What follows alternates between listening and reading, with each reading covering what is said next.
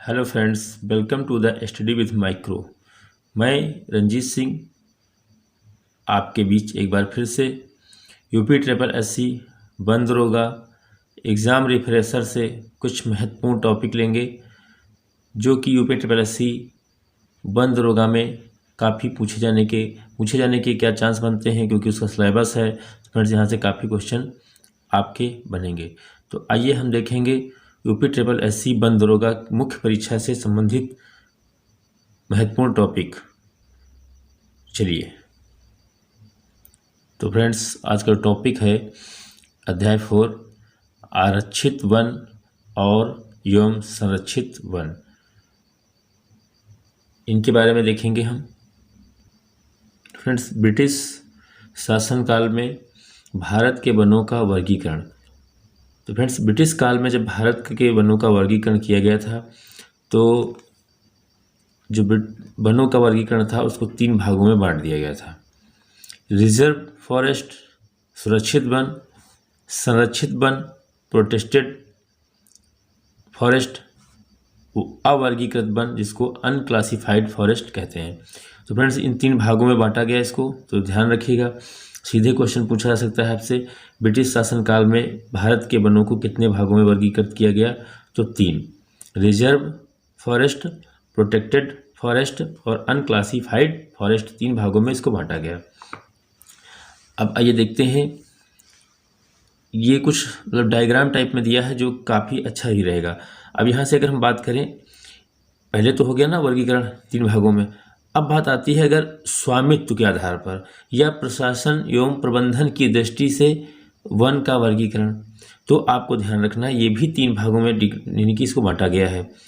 निजी वन, सामुदायिक वन और राजकीय वन। राजकीय वन इन 3 भागों में। तो क्वेश्चन फ्रेंड्स यहाँ से बन सकता है, स्वामित्व एवं प्रशासन की प्रबंधन के दृष्टि से वनों का वर्गीकरण कितने भागों में बांटा गया, या कभी फ्रेंड इसमें से 1 दे देंगे और 3 इसमें से दे देंगे। आपसे पूछ लेंगे कौन सा स्वामित्व एवं प्रशासन और प्रबंधन की दृष्टि से वन वर्गीकरण का प्रकार नहीं है, तो आपको ये ध्यान रखना होगा। चलिए, ये टेबल फॉर्म में है, काफ़ी अच्छा वीडियो है फ्रेंड्स, आप इसको देखिएगा ढंग से। तो आइए देखते हैं। अब अगर हम बात करें पहले आरक्षित वन की, किसकी फ्रेंड्स बात करें हम? आरक्षित वन की। तो आरक्षित वन जो है फ्रेंड्स, इन वनों पर आरक्षित वनों पर सरकार की सीधी निगरानी में होते हैं। आरक्षित वनों को, जिनको फ्रेंड्स हम कहते हैं रिजर्व फॉरेस्ट, तो इन पर सीधे किसका अधिकार होता है? तो सरकार की निगरानी होती है, सरकार के दृष्टिकोण में इनको देखा जाता है। अगर बात किया जाए कुल वन क्षेत्र का 53%, 53% जो है भाग आरक्षित वन का होता है। मवेशी यानी कि चराने के व्यवसायिक उद्देश्य के लिए किसी सार्वजनिक प्रवेश की अनुमति नहीं होती है। फ्रेंड्स, जो आरक्षित वन होते हैं इसमें जो जानवर होते हैं मवेशी, उनको चराने के लिए या किसी वैश्विक यानी कि व्यवसायिक उद्देश्य से सार्वजनिक प्रवेश मतलब किसी के भी अंदर जाने आने की अनुमति नहीं दी जाती है। तो ये फ्रेंड्स ध्यान रखिएगा। नेक्स्ट आपका जो है वो है संरक्षित वन। तो संरक्षित वन है, तो संरक्षित वन जो फ्रेंड्स है प्रोटेक्टेड फॉरेस्ट, इसका परसेंटेज कितना है? अगर पूछा जाए कुल वन क्षेत्र का 29% है। कुल वन क्षेत्र का संरक्षित वन कितने भाग का है? तो 29% भाग पर है। सरकार की सीधी निगरानी में ये भी होते हैं वन, और स्थानीय लोगों को बिना किसी गंभीर क्षति के वनोपज यानी वन उपज और पशु चराई एकत्र करने की अनुमति होती है। तो फ्रेंड्स, इसमें जो होता है कि किसी गंभीर क्षति के यानी कि आप किसी बिना नुकसान यानी कि आप नुकसान नहीं पहुंचाएंगे, और वन उपज को कैसे बढ़ाया जाए, और पशु चराई एकत्र करने की अनुमति होती है। तो यानी कि संरक्षित वन में फ्रेंड्स लोगों को आने जाने की, आवागमन की सुविधा होती है, और इस पर नियंत्रण सरकार का जो होता है वो सीधे नियंत्रण सरकार का होता है। और ये जो फ्रेंड्स है 29% भाग जो है प्रतिशत भाग पर पाए जाते हैं। नेक्स्ट फ्रेंड्स है आपका अवर्गीकृत या इसको हम असुरक्षित भी कह सकते हैं। क्या कह सकते हैं फ्रेंड्स? असुरक्षित वन, अनक्लासिफाइड फॉरेस्ट। ये लगभग 18% भाग पर है और इन वनों को, असुरक्षित वनों को हम अवर्गीकृत वन भी कहते हैं, अनक्लासिफाइड फॉरेस्ट भी कहते हैं, अनप्रोटेक्टेड भी कह सकते हैं इनको, अनप्रोटेक्टेड, अनरिजर्व्ड होते हैं फ्रेंड्स। ये क्या होते हैं? अनरिजर्व्ड फॉरेस्ट होते हैं। इनको अवर्गीकृत यानी अनक्लासिफाइड फॉरेस्ट भी कहते हैं। पेड़ काटने या मवेशी चराने पर कोई रोक नहीं होती है। तो पेड़ काटने, इसमें आप पेड़ भी काट सकते हैं और इसमें मवेशी को चराने के लिए आपको पूर्णतः छूट होती है, आप पर कोई भी बाउंडेशन नहीं होता है। तो आपने देखा यहाँ पर ब्रिटिश शासनकाल में भारत के वनों का क्लासिफिकेशन जो 3 भागों में बांटा गया आपका, रिजर्व फॉरेस्ट, प्रोटेक्टेड फॉरेस्ट और अनक्लासिफाइड फॉरेस्ट। और किसका सबसे ज़्यादा प्रतिशत भाग है? तो आरक्षित वन सबसे ज़्यादा 53% भाग में पाए जाते हैं, जिनमें मवेशी चराने और व्यावसायिक उद्देश्य से आवागमन की, सार्वजनिक प्रवेश की अनुमति नहीं होती है। और जो संरक्षित वन होते हैं इन पर सरकार का तो नियंत्रण होता है, लेकिन ये 29% भाग पर पाए जाते हैं और इन पर लोगों की आवागमन, वन उपज बिना क्षति के, नुकसान पहुंचाए, पशु चराई करने की अनुमति होती है। और असुरक्षित वन जो होते हैं वो 18% भूभाग पर पाए जाते हैं। तो फ्रेंड्स 2021 में भारत का वन आवरण एवं वृक्षा आवरण, तो अधिक घना वन जो है वो 3.04% है भौगोलिक क्षेत्र का, और जो मध्यम घना वन है वो फ्रेंड्स 9.33 है, और खुला ओपन फॉरेस्ट जो है वो आपका 9.34 है। तो ये फ्रेंड्स लगभग देखा जाए मध्यम घना वन यानी कि मीडियम डेंस फॉरेस्ट, और जो ओपन फॉरेस्ट हैं और जो वेरी डेंस फॉरेस्ट हैं, तो सबसे ज़्यादा देखा जाए तो आपका खुला यानी ओपन फॉरेस्ट है जो कि 9.34 है। देन उसके बाद मीडियम डेंस फॉरेस्ट 9.33% है कुल भौगोलिक क्षेत्रफल का, और वेरी डेंस वन जो है वो 3.04% हैं। अगर बात किया जाए कुल वन आवरण की अगर बात किया जाए तो फ्रेंड्स ये कितना है? 21.71, जबकि 2019 में फ्रेंड्स यही कितना था? तो 21.67 था, 21.67% था। ये 2021 का आंकड़ा है, सॉरी 2019 में। तो 2019 में कितना था? 21.67। और बात करें अगर 2021 में कुल वन आवरण जो है कुल भौगोलिक क्षेत्रफल का, तो 21.71% है, ये आपको ध्यान रखना है। अगर बात करें यहीं पे वृक्ष आवरण की, तो वो कितना है? वो 2.91% है, 2.91% है। इस तरीके से ये हमारी जो टेबल है 2021 के अनुसार भारत में वन आवरण और वृक्ष आवरण कितना है। तो वन आवरण फ्रेंड्स कितना है? कुल 21.71%, और कुल अगर वृक्षावरण पूछा जाए तो 2.91% है। अगर बात करें 2019 में तो 21.67 था। ये भी आपको ध्यान रखना होगा। सबसे ज़्यादा ओपन फॉरेस्ट है, ये भी ध्यान रखिएगा आप। चलिए अब देखते हैं कुछ परिभाषाएं। वन की परिभाषा। वर्तमान में वन की कोई स्पष्ट परिभाषा नहीं है जिसे राष्ट्रीय स्तर पर स्वीकार किया गया हो। यानी फ्रेंड्स अगर हम बात करें फॉरेस्ट, जो फॉरेस्ट है, फॉरेस्ट मीन्स वन की कोई भी स्पष्ट परिभाषा राज्य सरकार के पास या राष्ट्रीय स्तर पर नहीं है। स्टेट लेवल पर या सेंट्रल लेवल पर कोई भी वन की परिभाषा स्पष्ट नहीं है। तो ये पॉइंट आपका काफ़ी इंपॉर्टेंट रहने वाला है फ्रेंड्स, ये इस बात को आप ध्यान रखिएगा। राज्यों को वनों की अपनी परिभाषा निर्धारित करने के लिए अधिकार है। राज्यों को अपने वनों की परिभाषा निर्धारित करने के लिए अधिकार दिए गए हैं, लेकिन कोई इसकी निर्धारित परिभाषा नहीं है। वर्ष 1996 से भूमि को वन के रूप में परिभाषित करने का विशेषाधिकार राज्य का रहा है, और इसकी उत्पत्ति उच्च न्यायालय यानी सुप्रीम कोर्ट के एक आदेश पर टी.एन.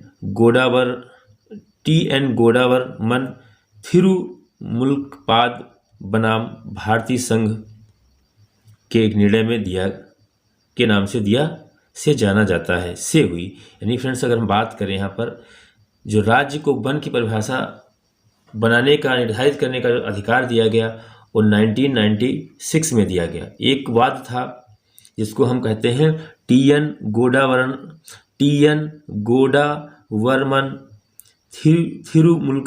थिरुमुल्कपाद बनाम भारतीय संघ के निर्णय से जाना जाता है। इस निर्णय में क्या हुआ? इस निर्णय में सुप्रीम कोर्ट ने कहा कि वन शब्द को इसके शब्दकोश के अर्थ के अनुसार समझा जाना चाहिए और इसमें सभी वैधानिक रूप से मान्यता प्राप्त वन शामिल हैं, चाहे उन्हें हम आरक्षित यानी कहें, रिजर्व फॉरेस्ट कहें, चाहे उनको हम संरक्षित प्रोटेक्टेड फॉरेस्ट कहें या अवर्गीकृत अनक्लासिफाइड फॉरेस्ट के रूप में शामिल किया गया हो, ये सब के सब आपके वन में शामिल हैं, ऐसा सुप्रीम कोर्ट के एक निर्णय में कहा गया। तो फ्रेंड्स यहाँ से क्वेश्चन जो बनेगा आपका, तो ये क्वेश्चन बनेगा वन की स्पष्ट परिभाषा राष्ट्रीय स्तर पर दी गई है? तो नहीं दी गई, आपको ध्यान रखना है। हाँ, ये दूसरी बात है कि राज्यों को वनों की परिभाषा निर्धारित करने का अधिकार दिया गया। अगर उसे कब दिया गया था? 1996 में दिया गया था, ये भी आपको ध्यान रखना है। ठीक। और वन में सुप्रीम कोर्ट ने कहा वन शब्द को इसके अर्थ पर अनुसार समझा जाना चाहिए कि इसमें सब वर्ण आ जाएंगे आपके, चाहे आपके वन आरक्षित वन हो, चाहे संरक्षित वन हो या अवर्गीकृत श्रेणी के वन हो, तीनों के तीनों वन इसमें शामिल किए जाएंगे। चलिए नेक्स्ट पॉइंट देखते हैं फ्रेंड्स। नेक्स्ट पॉइंट है आपका वानिकी रिपोर्ट, यानी फॉरेस्ट्री रिपोर्ट क्या है। भारत वन स्थिति रिपोर्ट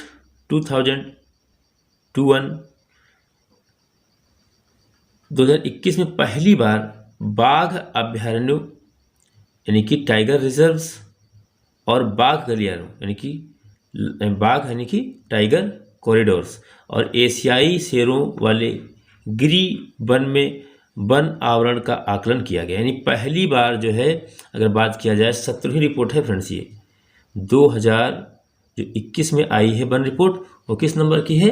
तो 17वीं रिपोर्ट है। पहली कब आई थी? 1987 में आई थी। तो फ्रेंड्स इसमें पहली बार जो है बाघ अभ्यारण्यों और बाघ गलियारों और एशियाई शेरों वाली गिरी वन में वना आवरण का आकलन किया गया। 2011 से 2021 के बीच ये टाइमलाइन है, ध्यान रखिएगा।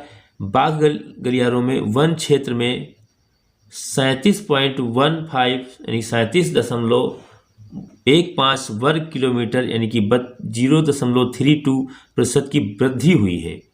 तो ये आपको ध्यान रखना है कि 2011 से लेकर के 2021 के बीच में 10 सालों में बाघ गलियारा जो बाघ कॉरिडोर होता है वन क्षेत्र में 37.15 वर्ग किलोमीटर यानी 0.32% की वृद्धि हुई है। लेकिन बाघ अभ्यारण्यों में 0.04% की कमी आई है। इस बात को भी ध्यान रखना है कि क्वेश्चन ऐसे बन सकते हैं। चलिए नेक्स्ट पॉइंट पे चलते हैं। चलिए फ्रेंड्स देखते हैं क्लासिफाइड ऑफ फॉरेस्ट, वनों का वर्गीकरण प्रशासनिक आधार पर। तो फ्रेंड्स प्रशासनिक आधार पर वनों को 3 भागों में डिवाइड किया गया, बांटा गया है। Reserved forest, protected forest, unprotected forest या इन्हीं को हम अनक्लासिफाइड फॉरेस्ट भी कह देते हैं। तो फ्रेंड्स ये 3 भागों में बांटा गया है प्रशासनिक आधार पर। जैसा कि आपको भी देखो हम पिछली भी स्लाइड में बताए थे, सरकार की प्रत्यक्ष निगरानी में, सरकार की देखभाल में और अवर्गीकृत वन होते हैं, इन पर सरकार का नियंत्रण नहीं होता है। और ये बात ध्यान रखिएगा, कुछ भी फैक्ट यहाँ से आपका बन सकता है, ये भी ध्यान रखिएगा आप। तो ये जो आपका जो है सरकार के नियंत्रण में देख ही लिया आप लोगों ने। तो जो आपका आरक्षित वन है उसमें कहा गया था, इससे पहले भी आपने देखा, पशु चारागाहों यानी मवेशियों के चारागाह के लिए व्यावसायिक उद्देश्य हेतु सार्वजनिक प्रवेश की अनुमति नहीं होती थी। जबकि संरक्षित क्षेत्र में बताया गया था स्थानीय लोगों को वन में बिना किसी गंभीर क्षति किए वन उपज के उपयोग करने और मवेशी चराने की अनुमति दी गई थी। और इनमें कहा गया था वृक्षों को काटने या मवेशियों को चराने पर कोई प्रतिबंध नहीं होता है अनसुरक्षित या असुरक्षित अनप्रोटेक्टेड फॉरेस्ट पे। आइए अब देख लेते हैं इनका परसेंटेज। ये भी आपने देखा था अभी। देश के कुल वन क्षेत्र का 53% हिस्सा आता है आरक्षित वन के अंतर्गत, जबकि कुल वन क्षेत्र यानी टोटल फॉरेस्ट एरिया 29% आता है संरक्षित वन के क्षेत्र में, और कुल वन क्षेत्र का जो है टोटल फॉरेस्ट ऑफ एरिया किसका 80% जो है 18% वो अवर्गीकृत वन या अनप्रोटेक्टेड फॉरेस्ट के अंतर्गत आता। तो ये फ्रेंड्स आंकड़े याद रखिएगा थोड़ा सा, ये आंकड़े सबसे ज़्यादा किसका है, तो सबसे ज़्यादा एरिया जो है रिजर्व फॉरेस्ट का है, ये ध्यान रखिएगा। चलिए वनों का वर्गीकरण जो दिया हुआ है नेक्स्ट, वो दिया हुआ है आपका जो बताया गया था स्वामित्व के आधार पर। किस फ्रेंड्स, स्वामित्व और प्रशासन की दृष्टि के आधार पर। ये किस तरीके से, ये है आपका प्रशासन एवं प्रबंधन के आधार पर, तो ये भी ध्यान रखिएगा। तो स्टेट फॉरेस्ट इसमें आएगा फ्रेंड्स, जिसको हम राजकीय वन कहते थे, वाणिज्यिक कमर्शियल फॉरेस्ट और निजी प्राइवेट फॉरेस्ट। जैसे कि नाम से ही आपको दिख रहा होगा, जानकारी मिल रही होगी, देश के लगभग सभी महत्वपूर्ण वन जो होते हैं इस क्षेत्र में शामिल होते हैं और जिन पर राज्य सरकार और केंद्र सरकार का पूर्ण नियंत्रण होता है। दूसरा जो कमर्शियल फॉरेस्ट है, स्थानीय निकायों यानी कि जैसे नगर निगम, ग्राम पंचायत, जिला पंचायत आदि बोर्ड आदि स्वामित्व प्रशासन वाले वन क्षेत्र होते हैं। इन पर ग्राम पंचायत, नगर पंचायत, इन सबका, जिला पंचायत का अधिकार होता है। निजी जो प्राइवेट फॉरेस्ट होते हैं फ्रेंड्स, निजी स्वामित्व वाले होते हैं, इनके तहत पर्सनल किसान के भी फॉरेस्ट आ जाते हैं, जिनको हम निजी वन कहते हैं। अब बात की जाए इनकी परसेंटेज की, किसका कितना प्रतिशत है, तो सबसे ज़्यादा किसका है, तो सबसे ज़्यादा जो परसेंटेज है टोटल फॉरेस्ट एरिया, वो जो 94% है, वो किसका है, स्टेट फॉरेस्ट राजकीय वनों का सबसे ज़्यादा परसेंटेज है। उसके बाद फ्रेंड्स वाणिज्यिक कमर्शियल फॉरेस्ट का है, देन उसके बाद प्राइवेट या निजी वनों का 1% है, ये भी ध्यान रखिएगा। तो ये काफ़ी इंपॉर्टेंट फ्रेंड्स फैक्ट रहा जो आपको मैंने अभी बताया। अब देख लेते हैं एक आधार और देख लेते हैं, व्यावसायिकता के आधार पर वन। तो इनको फ्रेंड्स देखो यहाँ पे बांटा गया है 2 भागों में, एक है मर्चेंटेबल, एक है मर्चेंटेबल, तो ये फ्रेंड्स नॉन मर्चेंटेबल, ये देखो यहाँ लिखा है। एक है मर्चेंटेबल यानी व्यावसायिक वन, एक है गैर व्यावसायिक यानी कि नॉन मर्चेंटेबल फॉरेस्ट। जो वन सरलता से उपलब्ध होते हैं उनको हम व्यापारिक वन कहते हैं, और जो ऊंचे पर्वत, पहाड़ियों, चोटियों पर स्थित वन होते हैं जहाँ पर पहुँच क्या हो, गैर पहुँच योग्य, वहाँ पहुँचा ना जा सके, ऐसे वनों को हम गैर पारंपरिक व्यापारिक वन कहते हैं। तो जो व्यावसायिक वन होते हैं फ्रेंड्स, इसका 80% भाग उपलब्ध है टोटल फॉरेस्ट एरिया का, जबकि गैर नॉन जो मर्चेंटाइल फॉरेस्ट है इनका जो है 18% जो है हिस्सा, 18% हिस्सेदारी इनकी है। तो ये भी आपको ध्यान रखना होगा। चलिए नेक्स्ट फैक्ट पे चलते हैं। नेक्स्ट है फ्रेंड्स बनावट के आधार पर वन। तो बनावट के आधार पर जो वन है वो आपका कोनीफेरस फॉरेस्ट है, और नेक्स्ट है ब्रॉड लीफ फॉरेस्ट, चौड़ी पत्ती वाले वन। तो फ्रेंड्स कोनीफेरस जो फॉरेस्ट है आपके शंकुधारी वन, ये समशीतोष्ण वन होते हैं, इनको समशीतोष्ण वन भी कहा जाता है। जबकि चौड़ी पत्ती वाले वनों को जो ब्रॉड लीफ फॉरेस्ट होते हैं इनको उष्णकटिबंधीय एंड उपोष्ण कटिबंधीय मानसूनी वन भी कहते हैं इनको, ये भी ध्यान रखिएगा। अगर बात करें हम पूर्वी मध्य हिमालय के मध्य और ऊपरी हिस्सों में, अरुणाचल प्रदेश में खास करके शंकुधारी वन पाए जाते हैं, और पूर्वोत्तर भारतीय राज्यों में भी यानी कि 7 सिस्टर्स में भी एक प्रकार के वन पाए जाते हैं, पूर्वी मध्य हिमालय के मध्य ऊपरी हिस्सों में। देश के पठारों और मैदानों में, पर्वतीय भागों में पाए जाते हैं चौड़ी पत्ती वाले वन। देश के कुल वन क्षेत्र में टोटल फॉरेस्ट एरिया जो है उसमें सबसे ज़्यादा देखा जाए तो आपके कौन से हैं, देश के कुल वन क्षेत्र का 94% आच्छादित वन है वो चौड़ी पत्ती वाले यानी उष्णकटिबंधीय ट्रॉपिकल फॉरेस्ट हैं। ट्रॉपिकल फॉरेस्ट ही सबसे ज़्यादा विविधता भी इन्हीं में पाई जाती है। तो इनका देश के कुल TFA है टोटल फॉरेस्ट एरिया वो है 6.5 हिस्सा शंकुधारी वनों को। ये जो है आपको ध्यान रखिएगा। नेक्स्ट है फ्रेंड्स पॉइंट, आरक्षित तथा संरक्षित वन। आरक्षित तथा संरक्षित वन क्या है? भारत में आरक्षित वन से आशय उन वनों से है जिनको कुछ सीमा तक संरक्षित करने का लक्ष्य निर्धारित किया गया है। आरक्षित वन शब्द का सर्वप्रथम या सबसे पहले उपयोग भारतीय वन अधिनियम 1927 में हुआ। भारत का पहला आरक्षित वन सतपुड़ा राष्ट्रीय उद्यान था। ये वन वन्य जीवों के प्राकृतिक आवास के साथ साथ आरक्षित वन है जो वन्य जीवों के किसी भी प्रकार के अवैध शिकार के प्रति उच्च स्तर की सुरक्षा को प्रदर्शित करते हैं, तो फ्रेंड्स इसमें जो काफ़ी इंपॉर्टेंट महत्वपूर्ण फैक्ट आपको देखने को मिला, आरक्षित वन कौन होते हैं? जिनकी सीमा कुछ तक निर्धारित कर दी जाती है और सरकार के नियंत्रण में होते हैं। और आरक्षित, ठीक है फ्रेंड्स, जिनको हम रिजर्व फॉरेस्ट कहते हैं, ये शब्द सबसे पहले इसका उपयोग जो है भारतीय वन अधिनियम 1927 में किया गया। और भारत का पहला जो आरक्षित वन है वो सतपुड़ा नेशनल पार्क जो एमपी में है फ्रेंड्स। एमपी यानी मध्य प्रदेश में फ्रेंड्स है, कहाँ है? एमपी के मध्य प्रदेश में है। तो आइए नीचे देख लीजिए, दिया हुआ है, ये फैक्ट आपको ध्यान रखना होगा। तो ये पॉइंट जो दिया हुआ है आपका, स्वामित्व जो होता है अवैध शिकार पर उच्च प्रदर्शन से, इन आरक्षित वनों पर सरकार का पूर्ण नियंत्रण स्वामित्व होता है। इन वनों से किसी भी वन संपदा का दोहन नहीं कर सकते हैं, यानी आवागमन भी इसमें बैन रहता है और किसी भी प्रकार की वन संपदा को दोहन यानी क्षति नहीं पहुंचा सकते हैं। पूर्ण नियंत्रण सरकार का होता है। भारत का प्रथम जो आरक्षित वन है वो सतपुड़ा नेशनल पार्क है। भारत में मध्य प्रदेश राज्य के होशंगाबाद जिले में स्थित है। इसका क्षेत्रफल 524 वर्ग किलोमीटर के दायरे में फैला हुआ है और वर्ष 1981 में स्थापित किया गया। इसे सतपुड़ा राष्ट्रीय नेशनल पार्क में बाघ, तेंदुआ, सांबर, चीतल, नीलगाय, चिंकारा, जंगली सुअर, भालू, काला हिरन, लोमड़ी, ब्लैक डियर है, गिलहरी आदि जीव पाए जाते हैं। तो फ्रेंड्स आरक्षित वनों में आपने क्या देखा? सबसे पहले आरक्षित वनों का प्रयोग किया गया 1927 में भारतीय वन अधिनियम। और भारत का पहला आरक्षित जो है वन किसे घोषित किया गया? तो सतपुड़ा राष्ट्रीय यानी कि सतपुड़ा नेशनल पार्क को।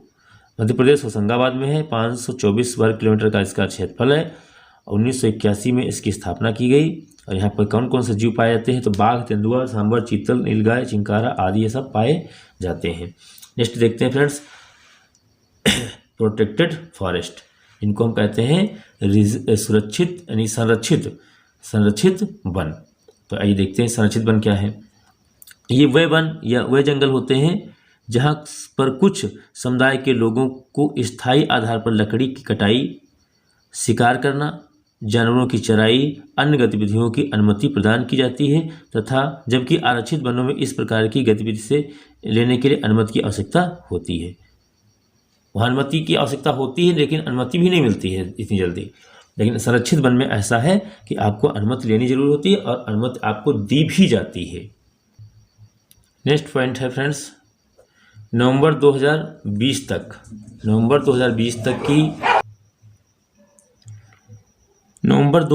तक की जानकारी के अनुसार भारत के 906 संरक्षित क्षेत्र घोषित हुए हैं जिनका क्षेत्रफल लगभग इतना है। देखो क्षेत्रफल आपका मायने नहीं रखता है। 1,65,283 वर्ग किलोमीटर क्षेत्र में फैले हुए हैं, लेकिन भाग आपको ध्यान रखना है 906 ये आपके प्रोटेक्टेड एरियाज हैं जो नवंबर 2020 तक की जानकारी के अनुसार हैं, जो कि भारत के कुल सतह क्षेत्रफल का लगभग 5% लिए हुए हैं। तो लगभग 5% आपको फ्रेंड्स याद रखना होगा। और टोटल कितने क्षेत्र हैं? तो 906 हैं और जो भारत के कुल क्षेत्रफल का 5% भाग पे फैले हुए हैं। आरक्षित वन गठित करने हेतु भारतीय वन अधिनियम 1927 की धारा 4 से लेकर के धारा 20 तक की लंबी प्रक्रिया से गुजरना पड़ता है। वन भूमि अधिसूचित करने की प्रक्रिया में किसी क्षेत्र को वर्तमान में वैधानिक संरक्षण देने के लिए सर्वप्रथम भारतीय वन संरक्षण अधिनियम 1927 की धारा 29 के अंतर्गत संरक्षित वनों को अधिसूचित किया जा रहा है। तो फ्रेंड्स संरक्षित जो आपके क्षेत्र हैं, जो संरक्षित क्षेत्र वन है, उनको धारा 29 के अंतर्गत संरक्षण प्रदान किया जा रहा है। ये आपको ध्यान रखना होगा। तो फ्रेंड्स, ये कुछ महत्वपूर्ण पॉइंट रहे जो आपने जाना, और आइए हम देख लेते हैं 2 पॉइंट और हैं फ्रेंड्स, उनको भी देख लीजिए, महत्वपूर्ण है। जो 5 पॉइंट है फ्रेंड्स, वो है असीमांकित संरक्षित वन। असीमांकित यानी जिनकी सीमा का निर्धारण नहीं किया जाता है फ्रेंड्स, ऐसे संरक्षित वनों को हम लोग नारंगी क्षेत्र कहते हैं। सर्वेक्षण में उपयुक्त पाए गए क्षेत्रों को भारतीय वन अधिनियम की 1927 भारतीय वन अधिनियम 1927 की धारा 4 के अंतर्गत अधिसूचित किए जाने की कार्रवाई से प्रचलित है। आरक्षित वनों में व्यक्तिगत और सामुदायिक अधिकारों का व्यवस्थापन कर दिया जाता है, न कि संरक्षित वन में। ये वन विभिन्न मानव समुदायों के लिए उपयोग, संरक्षण, प्रबंधन और उपयोग के लिए सर्वदा खुले रहते हैं। कौन? जो नारंगी क्षेत्र होते हैं, जिनकी सीमा का निर्धारण नहीं किया जाता, एक प्रकार से अवर्गीकृत। उन वनों को अवर्गीकृत या असुरक्षित वन कहा जाता है, जो न कि संरक्षित वन होते हैं और न कि आरक्षित वन होते हैं।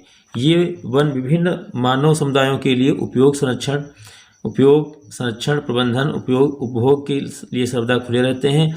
रिजर्व वनों और वन विभागों द्वारा बायोस्फीयर रिजर्व, नेशनल पार्क और वन्यजीव अभयारण्य के तहत संरक्षित किए जाते हैं। यानी कि रिजर्व वनों के अंतर्गत जो है, रिजर्व वनों में वन विभागों, जो आपने 2 पढ़े हैं अभी, प्रोटेक्टेड एरियाज और रिजर्व वन, संरक्षित वन, उनके तो ये संरक्षित वनों में बायो रिजर्व और जो आपके टाइगर रिजर्व होते हैं, बायोस्फीयर होते हैं और नेशनल पार्क होते हैं, वन्यजीव अभयारण्य होते हैं, ये सब आपके संरक्षित किए जाते हैं रिजर्व फॉरेस्ट के अंतर्गत। तो फ्रेंड्स, अब जो आपकी एक महत्वपूर्ण जो इसके बाद एक्सरसाइज है, तो फ्रेंड्स पहला क्वेश्चन है, आरक्षित वन एवं संरक्षित वन शब्द सबसे पहले इनका उपयोग किस अधिनियम में किया गया? तो आपने जैसा कि अभी क्लास में देखा, तो इसका सही आंसर हो जाएगा आपका ऑप्शन ए, भारतीय वन अधिनियम 1927 में इसका सबसे पहले इसका प्रयोग किया गया। नेक्स्ट फ्रेंड्स, आपका क्वेश्चन जो है, भारतीय वन अधिनियम 1927 में आरक्षित वन की घोषणा किस धारा के अंतर्गत की गई है?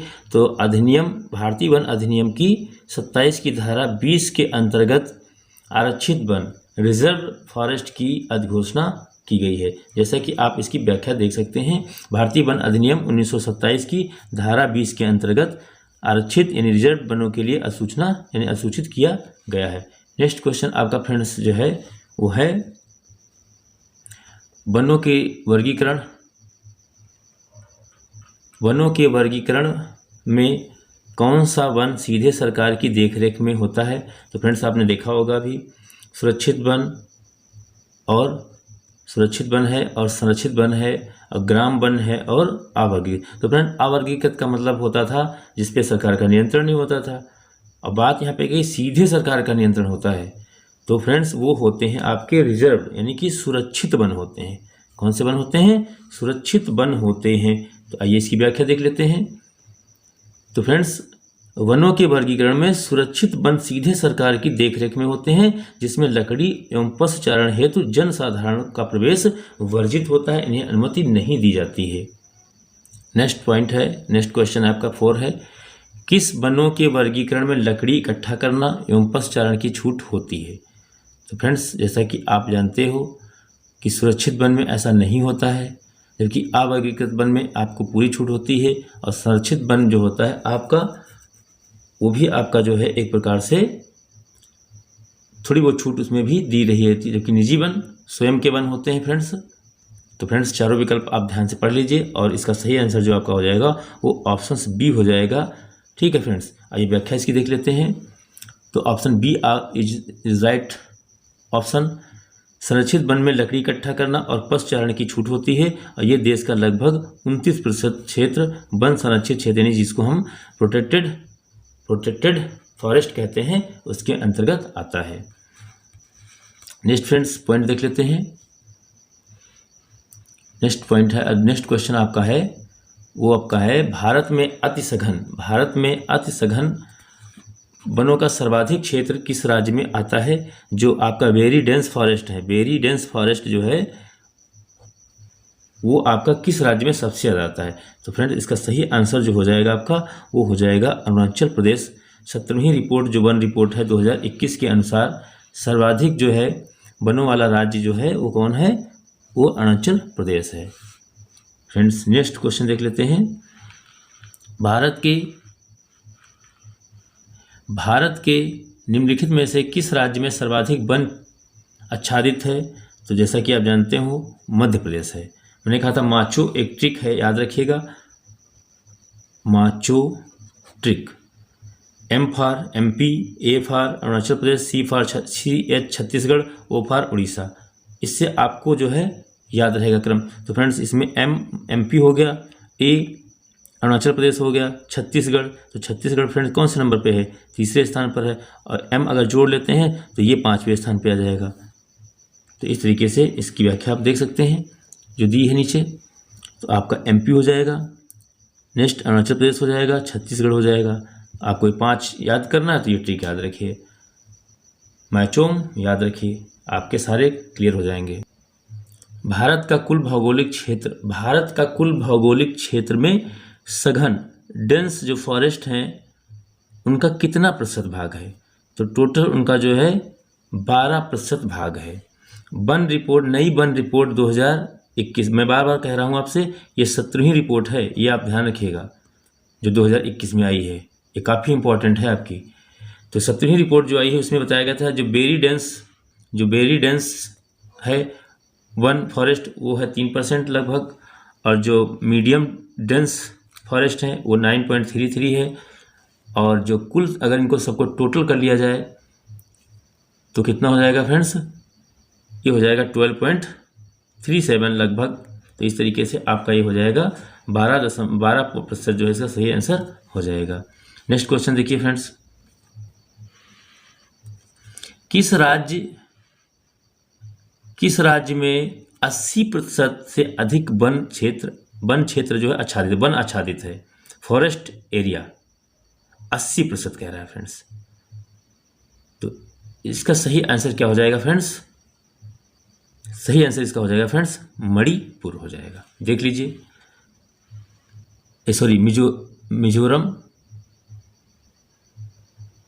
मिजोरम जो फ्रेंड्स है इसका ऑप्शन शायद फ्रेंड्स गलत है। आइए व्याख्या पहले देख लेते हैं। किस राज्य में 80% से अधिक वन क्षेत्र आच्छादित है फ्रेंड्स? तो इसका ऑप्शन तो सी दिखा रहा है। मिजोरम राज्य में 80% से अधिक क्षेत्र वन आच्छादित है। वर्तमान में शीर्ष प्रतिशत वन आवरण राज्य कौन है? तो आपका देखो, आपका है यहाँ पे 84% मिजोरम में है। तो फ्रेंड्स इसका जो सही आंसर हो जाएगा मणिपुर ना होकर के क्या हो जाएगा? मिजोरम इसका सही आंसर हो जाएगा। मिजोरम इसका सही आंसर हो जाएगा। चलिए नेक्स्ट पॉइंट देखते हैं।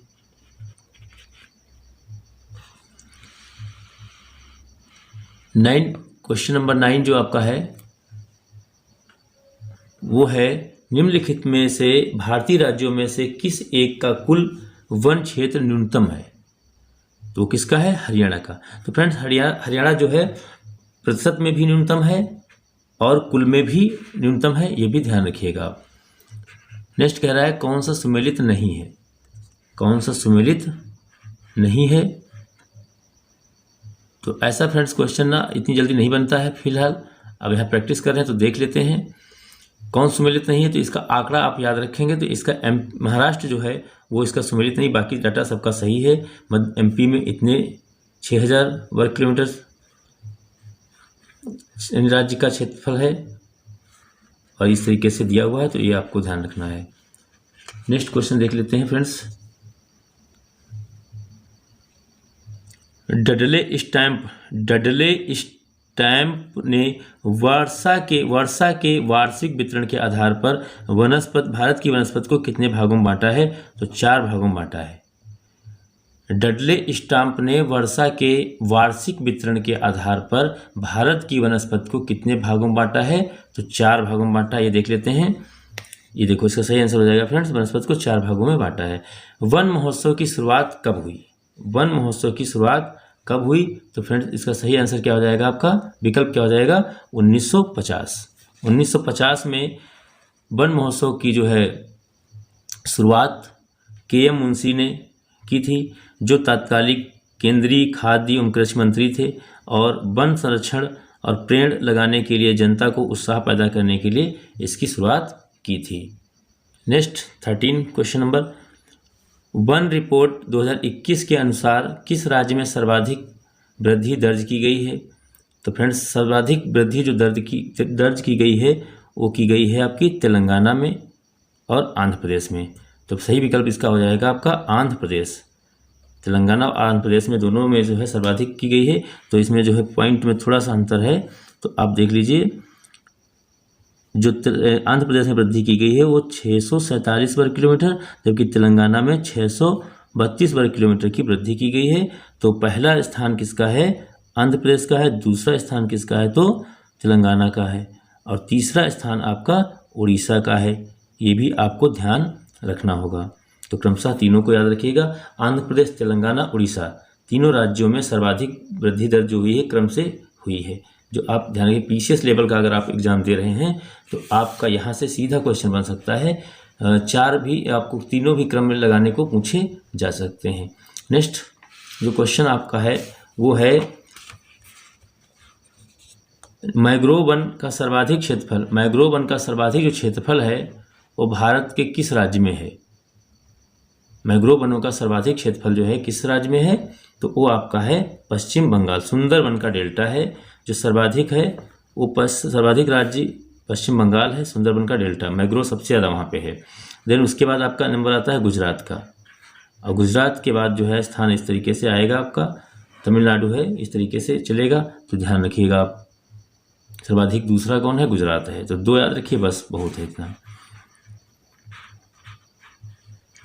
नेक्स्ट है वन रिपोर्ट 15 क्वेश्चन नंबर जो आपका है वो आपका है वन रिपोर्ट 2021 के अनुसार, जो 17वीं रिपोर्ट है, दिए गए राज्यों में से किसमें सर्वाधिक या सबसे ज़्यादा मैंग्रोव वन वृद्धि देखी गई है? तो फ्रेंड्स इसका सही आंसर हो जाएगा ऑप्शन सी, उड़ीसा में देखी गई है।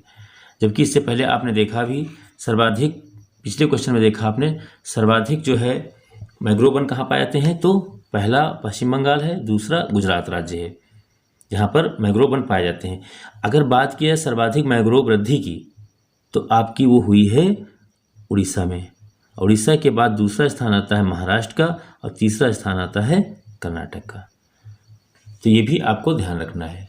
पहला स्थान जो वृद्धि में आता है, और फ्रेंड्स यहाँ से ध्यान रखिए, सर्वाधिक अगर मैंग्रोव पूछा जाए कहाँ पाए जाते हैं तो पाए जाते हैं वेस्ट बंगाल, देन उसके बाद गुजरात यहाँ पर पाए जाते हैं। और अगर बात किया जाए वृद्धि कहाँ सबसे ज़्यादा हुई तो उड़ीसा में हुई है, उसके बाद महाराष्ट्र में हुई है, उड़ीसा महाराष्ट्र, और उसके बाद जो वृद्धि हुई है वो कर्नाटक में हुई है। तो कर्नाटक का तीसरा स्थान है। तो ये भी आपको ध्यान रखना है। तो फ्रेंड्स ये रही आज की वीडियो। अगर वीडियो और कंटेंट दोनों अच्छे लगे हों तो वीडियो को लाइक करिएगा, चैनल को सब्सक्राइब कर लीजिएगा ताकि आने वाली वीडियो आप तक पहुंच सके। और ये काफ़ी इम्पोर्टेंट प्रश्नावली होने वाली है। तो फ्रेंड्स वीडियो देखने के लिए बहुत बहुत धन्यवाद। तो मिलते हैं नेक्स्ट वीडियो में, तब तक के लिए जय हिंद, जय भारत, जय संविधान।